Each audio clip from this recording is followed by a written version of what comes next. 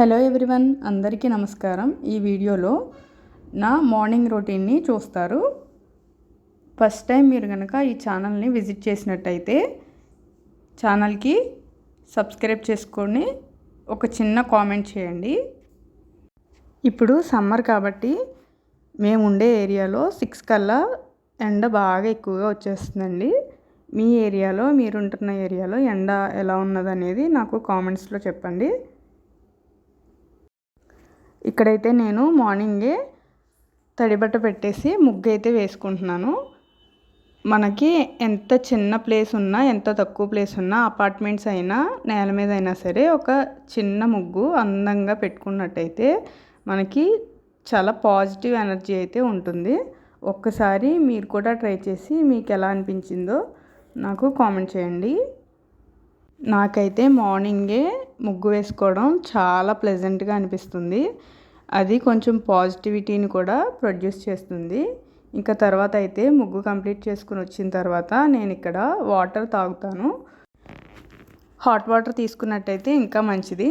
నేను ఇక్కడ hot water తాగలేక కుండలో వాటర్ తాగుతున్నాను. బై ద వే, ఈ కుండకి నేనే పెయింట్ చేశాను.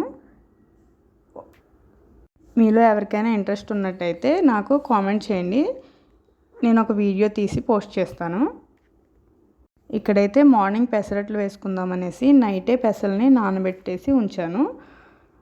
నార్మల్గా నానబెట్టకుండా కూడా పెసల్ని గ్రైండ్ చేసి పిండి నానబెట్టి వేసుకోవచ్చు. అలా కంటే కూడా ఇలా ఇంకా టేస్టీగా ఉంటాయి. ఒక 2 టైమ్స్ నీట్గా వాష్ చేసుకుని దానిలో పచ్చిమిర్చి, అల్లం ముందు గ్రైండ్ చేసుకుని ఆ తర్వాత పెసల్ని యాడ్ చేసుకుని గ్రైండ్ చేసుకోవాలి. ఇలా చేయడం వల్ల ఆ ఫ్లేవర్స్ అన్నీ కూడా పెసర పిండికి బాగా పట్టుకుని పెసరట్లు చాలా టేస్టీగా వస్తాయి. ఇంకొక టిప్ ఏంటంటే, మార్నింగ్ లేవంగానే పెసలు గ్రైండ్ చేసుకుని పక్కన పెట్టుకున్నట్టయితే పిండి కొంచెం నాని అట్లు ఇంకా టేస్టీగా వస్తాయి.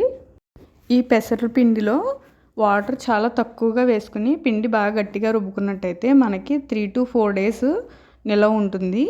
లేదంటే పిండిని ఫ్రిడ్జ్లో పెట్టినా కూడా పులుపు వచ్చేసే ఛాన్సెస్ ఉంటాయి. ఇక్కడైతే నేను వంట చేయడానికి ప్రిపరేషన్స్ చేసుకుంటున్నాను. వాటర్లో సాల్ట్, కొద్దిగా బేకింగ్ సోడా వేసి కూరగాయలని ఫస్టే నానబెట్టుకుని ఉంచుకుంటాను. నానిన కూరగాయలని శుభ్రంగా వాష్ చేసుకుని ఆ తర్వాత కట్ చేసుకుంటాను. రాళ్ళ ఉప్పు, బేకింగ్ సోడా వేయడం వల్ల కూరగాయల్లో ఉన్న పెస్టిసైడ్స్ని కొంతవరకు మనం క్లీన్ చేయగలుగుతాము. ఇక్కడ నేను గుత్తి వంకాయ కూరకి రెడీ చేసుకుంటున్నాను. ఈరోజు మెనూలో గుత్తి వంకాయ కర్రీ, బ్రోకలీ ఫ్రై, ఇంకా పప్పుచారు పెట్టాలని ఫిక్స్ అయ్యాను. దానికి సంబంధించిన కూరగాయలన్నీ తీసుకుని ఫస్ట్ వాటర్లో వేసుకుని క్లీన్ చేసుకుంటాను. ఇలా చేయడం వల్ల మనకి కుకింగ్ అనేది, వంట చేయడం అనేది చాలా ఫాస్ట్గా, ఈజీగా అయిపోతుంది. ఇంకా అలాగే కిచెన్ కౌంటర్ టాప్ కూడా ఎప్పటికప్పుడు క్లీన్గా, నీట్గా ఉంటుంది.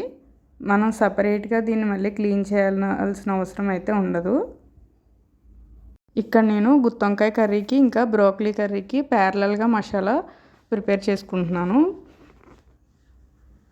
ఒక ప్యాన్ పెట్టుకుని అందులో oil 2 to 3 table spoon oil తీసుకోవాలి. నేను ఇక్కడ ఆలివ్ ఆయిల్ తీసుకుంటున్నాను. డైట్లో ఉన్నవాళ్ళు ఆలివ్ ఆయిల్ వాడడం వల్ల మనకి కొలెస్ట్రాల్ అనేది పెరగకుండా ఉంటుంది. ఆయిల్ హీట్ అయిన తర్వాత ఆనియన్స్, అల్లం వెల్లుల్లి పేస్ట్ వేసుకుని బాగా ఫ్రై అయిన తర్వాత దీనిలోనే కొంచెం కరివేపాకు వేసుకోవాలి. ఈ కరివేపాకు వేసిన తర్వాత ఉడికించి పక్కన పెట్టుకున్న బ్రోకలీ పీసెస్ ఉంటాయి కదా, వాటిని వేసుకోవాలి. ఈ బ్రోకలీ పీసెస్ని నేను ఫస్టే ఉడికించి పక్కన పెట్టుకున్నాను. కొద్దిగా సాల్ట్, పసుపు యాడ్ చేసుకోవాలి వేసే కంటే ముందు. యాడ్ చేసుకున్న తర్వాత బ్రోకలీ పీసెస్ని యాడ్ చేసుకోవాలి. ఈ బ్రోకలీ పీసెస్లో ఉన్న వాటర్ అంతా బయటకు వచ్చేసే వరకు ఫ్రై చేసుకోవాలి. తర్వాత కారం యాడ్ చేసుకుని దించేసుకోవడమే. తర్వాత నేను గుత్తి వంకాయ కర్రీ, సాంబార్, రైస్ కూడా ప్యారలల్గా కుక్ చేసుకున్నాను. లాస్ట్లో అప్పడాలు వేయించేసుకుని అవి కూడా ఒక బాక్స్లోకి తీసేసుకుంటున్నాను. ఈ వీడియో కనుక నచ్చితే లైక్ చేయండి, షేర్ చేయండి, కామెంట్ చేసుకోండి. Thank you for watching.